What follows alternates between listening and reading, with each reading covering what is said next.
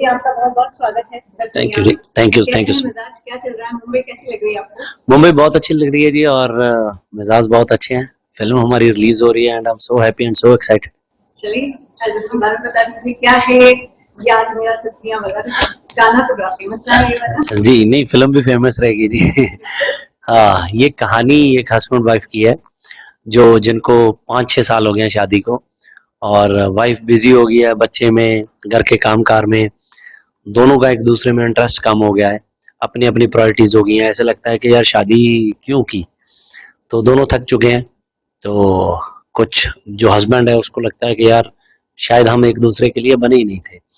तो वो एक ऐसे ही टाइम पास के लिए फेसबुक के ऊपर अपनी फेक आईडी बना लेता है, लड़कियां लड़कियां देखने के लिए। उसका दिल लगा रहता है, कभी किसी के साथ चैटिंग, कभी किसी के साथ। वो इतना ज्यादा बिजी हो जाता है उस पे, फेसबुक पे, कि उसकी वाइफ को जेलस होने लग जाती है। वो उसको लगता है कि मैं भी इसको ऐसे ही करके दिखाऊं तो तब इसको समझ आएगी। तो वो भी एक फेक आईडी बना लेती है और वो भी लग जाती है और बाय चांस दोनों इकट्ठे हो जाते हैं फेसबुक पे and they start talking to each other. तो अब वो दो बंदे जिनकी रियल लाइफ में बिल्कुल नहीं बनती, फेसबुक पे बहुत बनती है। उनको लगता है कि यार हमारी शादी गलत हो गई है, हम इस बंदे के लिए बने थे एंड वो भी सेम ही बंदा है। सो कहने का मतलब ये है कि चीजें सॉल्व हो सकती हैं, हम करना ही नहीं चाहते। समटाइम मसले हल हो सकते हैं, ये डिपेंड करता है कि हमने करने हैं या नहीं करने। सो हमने इसको आउट एंड आउट कॉमेडी के तरीके से पेश किया है। It's a family entertainer. तो खूब फन है इसमें, क्या क्या चीजें होती हैं। सो वो लोग, वो मर्द, वो औरतें जो अपने हस्बैंड के बारे में बाहर जाके क्या बोलते हैं, तो वो बोलता है कि क्या मेरी वाइफ में क्या प्रॉब्लम है, क्या नहीं है। तो अब उसी को बोल रहा है तो क्या होगा। ये देखना है।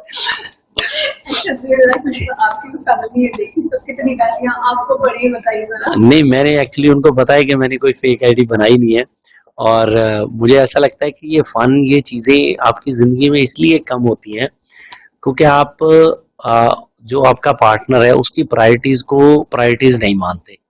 अगर आप उनकी उसकी प्रायोरिटी को प्रायोरिटी आप अपनी मानोगे तो कभी भी खत्म नहीं होगी। वो जो चाहते हैं, कई बहुत सी चीजें ऐसी होती हैं जो आपको नहीं अच्छी लगती बट आपके पार्टनर को अच्छी लगती हैं। सो आपको वो करनी पड़ेंगी। अगर आप वो करोगे तो वो भी आपको करोगे और आप ने जब करनी है तो फिर आप दिल से करो। जब आप दिल से करते हो तो वो चीज़ों का पता चलता है। सो मुझे ऐसा लगता है कि मेरा बचाव है इसमें बहुत, क्योंकि मैं बहुत चीज़ों को, अपनी फैमिली को बहुत प्रायोरिटी देता हूँ, अपने बच्चों को, अपनी वाइफ को। सो मुझे नहीं लगता कि कुछ ऐसा होने वाला है।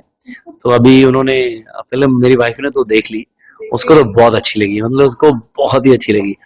उसको कई चीजें भी ऐसी लगी। कई बार मैं आके घर पे कोई चीज बोलता हूँ तो उसको लगता है कि ये तो आप मुझे बोलते होते हो ऐसे, है ना। कि यार, कि मैं नहीं, अगर कोई झूठा होगा वो भी ऐसे ही बोलेगा, अब झूठे सच्चे का मैं क्या बताऊं। But film is like that. सब वो चीजें हमने इसमें डालने की कोशिश की है। So it's a fun. दोनों साइड का है, ऐसे नहीं है कि एक ही तरफ का है। कैरी ऑन जट्टा के बारे में क्या कहेंगे? नंबर 3 भी जी। आ रहा है तो कुछ तो कारण होगा जो नंबर 3 तक जी पहुँचे। जी बिल्कुल जी। क्योंकि जब हमने 2012 में पहली बनाई थी तो उसका बिजनेस सबसे बड़ा था और लोग इतना हंसे थे उस फिल्म को देख के कि आज तक, मतलब उसकी कई रीमेक्स बने, कभी कभी साउथ में, कभी कहीं पे कहीं पे। सो बोलते रहे कि पार्ट 2 कब आएगा। हमारा कोई प्लान नहीं था बट फिर हमने 2018 में सेकंड निकाली। सो आज 22 चल रहा है और आज तक जो सेकंड वाली थी उसका रिकॉर्ड किसी से टूटा ही नहीं, तो बॉक्स ऑफिस का। तो हमें लगा कि अभी तीसरा बनाने का टाइम आ गया है। सो अभी 23 में रिलीज होगी वो, 29 जून को। तो नेक्स्ट मंथ उसका शूट है यूके में। तो बहुत बड़ी फिल्म है, तो हम सोच रहे हैं कि इस बार इसको हिंदी और बाकी लैंग्वेजेस में डब करके भी हम लेके आए।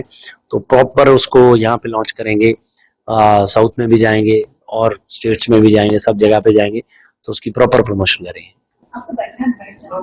हाँ, चलेगा? ओके। अब मुझे बताइए, आप डायरेक्टर भी हैं, आप स्क्रिप्टिंग भी करते हैं, आप स्क्रीन राइटिंग करते हैं, आप सिंगिंग तो जी। है ही आपका। कुछ बचा है? नहीं, एक्चुअली क्या है कि बहुत सी चीज़ें एक्सीडेंटल हैं। मतलब बहुत सी चीज़ें मैं नहीं करता था और मैं करना भी नहीं चाहता था। मतलब जब मैं सिंगर बना तो मैं सिर्फ सिंगर था। हाँ, मुझे एक्टिंग का बहुत शौक था क्योंकि बचपन में मैंने पहले एक्टिंग स्टार्ट की थी बट हमारी इतनी अच्छी फिल्में नहीं बनती थी, इसलिए मैं सिंगर बन गया। प्रॉपर मैं सीखने लग गया और मैंने इस लाइन को ज्वाइन किया। सिंगर की वजह से मेरे पास जब पंजाबी फिल्में बनने लगी तो एक्टिंग्स की ऑफर आने लगी। तो मैंने एक फिल्म की, उसमें छोटा पार्ट किया था। वो फिल्म इतनी सुपर हिट हुई और मेरा रोल इतना ज्यादा अप्रिशिएट हो गया कि उसके बाद मुझे इतनी फिल्में ऑफर होने लगी। तो जब मैंने सेकंड फिल्म की तो सेकंड फिल्म ने सारे रिकॉर्ड ही ब्रेक कर दिए। तो मुझे लगा कि यार ये क्या हो गया। तो थर्ड फिल्म मेरी थी आगे, मिर्जा। तो उसकी ओपनिंग ओपनिंग इतनी बड़ी, फिर देन कैरी ऑन जट्टा, मतलब अनबिलीवेबल चीजें हो गया। जब कैरी ऑन जट्टा करनी थी तो वो स्क्रिप्ट मुझे बहुत पसंद थी। मैंने बहुत से प्रोड्यूसर्स को सुनाई कि यार ये बना लो, ये बना लो। कोई बना के खुश नहीं था, मतलब कहते यार ऐसी फिल्में नहीं चलती। तो मैंने वो फिल्म खुद प्रोड्यूस कर ली। तो इसके लिए एक्सीडेंटल प्रोड्यूसर बन गया। फिल्म बड़ी हिट हो गई, अगर तो नहीं चलती फिर तो मैंने उसी दिन बंद कर देना था। हिट हो गई तो चल गया। एंड काफी टाइम के बाद आके मैंने एक फिल्म करनी थी, अरदास। मुझे सोशल फिल्म का था कि यार कोई सोशल फिल्म बने। मैंने बहुत से राइटरों को बोला कि कुछ ऐसा सब्जेक्ट लिखो। एक मेरे पास वन लाइनर थी। तो सब बोलते थे ये फिल्म नहीं चलेगी, ऐसी फिल्में कौन देखता है, कि कहाँ आप पुरानी बातें कर रहे हो, पहले ऐसी चलती थी फिल्में। तो वो मैंने खुद लिख ली। तो फिर मैंने बोला कि यार डायरेक्ट कर लो। किसी ने डायरेक्ट करने को नहीं माना, मैंने खुद डायरेक्ट कर ली। वो फिल्म चली, उसमें मैं राइटर और डायरेक्टर दोनों एस्टेब्लिश हो गया। सो बहुत सी चीजें एक्सीडेंटल हुई। सो अदरवाइज ये नहीं हो रही थी। उसके बाद मैं हर 2-3 साल के बाद एक आध फिल्म डायरेक्ट कर लेता हूँ। लिखी तो मैंने बहुत सी फिल्में, मंजे बिस्तरे लिखी, अरदास करा पार्ट 2 लिखी, देन वार्निंग लिखी। सो बहुत सुपरहिट फिल्में लिखी।